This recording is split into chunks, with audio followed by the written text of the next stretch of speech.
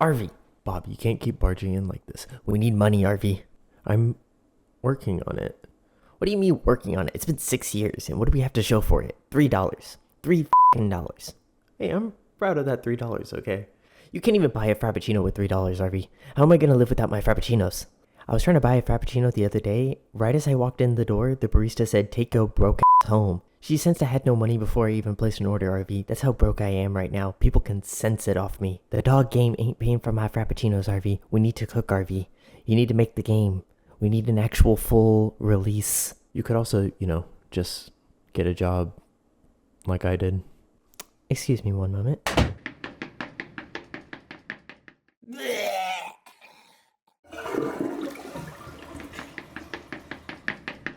Don't you ever say that slur around me. And how's that J word working out for you, by the way?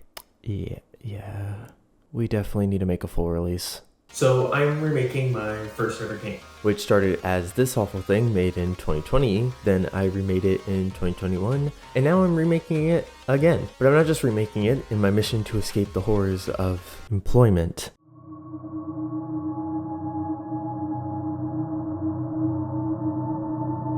I'm actually setting this out to be a full release.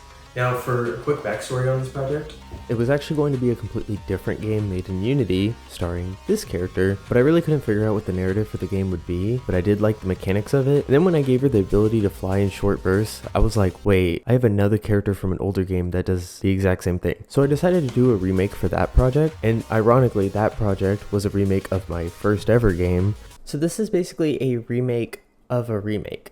Essentially, yeah. Now for this remake, I wanted to make some changes to the design. So I made this concept art for the redesign. I actually took some inspiration from the prototype character on some parts, which I actually wound up changing even more later, but that's a story for another time. I then ported the character into Spine, complete with all the moving parts, made some animations, and now we have a little player character to start this project off with. I even added this little side mechanic, which I actually just copied the script for from my parkour thief game Little Larceny. But no one needs to know, I'll know.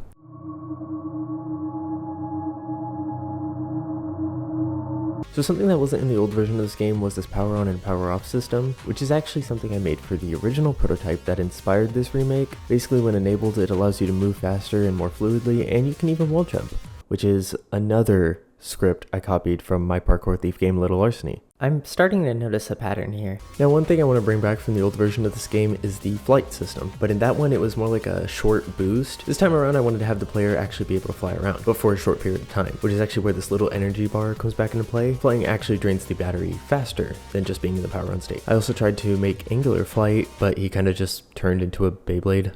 I fixed that though by making the angle be based on which side he's facing instead of which side he's moving. That sounds like the same thing though. Well, you see, technically the first one in real time adjusts the angle towards where he's moving, which causes the Beyblade effect. Since it has to keep rotating in order to adjust the angle of its trajectory, and while I could also use the trigger once instance, that has issues when it comes to readjusting its angle back. But the fact that engineering, I can have it happening instantly at once, and easily readjust the angle back towards, easily readjust the angle back towards the original position, whenever he's not in angle flight state as opposed to constantly sitting. Hey Arvie, shut the f up. Oh. So to get started on making the enemies, I started off with this absolute artistic masterpiece.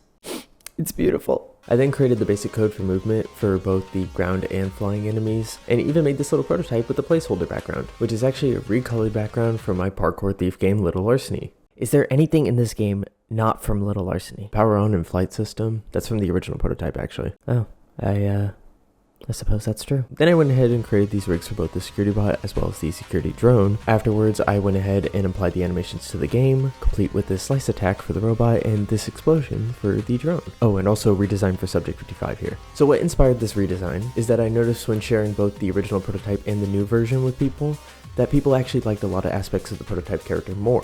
So that prompted me to go back to the drawing board and make a whole new design. Combining both the redesign for Subject 55 and the prototype character, I created this concept art for the redesign of the redesign. So in other words, you basically hit Subject 55 with that 1-2 transition beam. Essentially, yeah. I also went ahead and changed the placeholder background for the prototype with this background, which is also technically a placeholder, but it is better suited for the game and the narrative. It's still a work in progress though.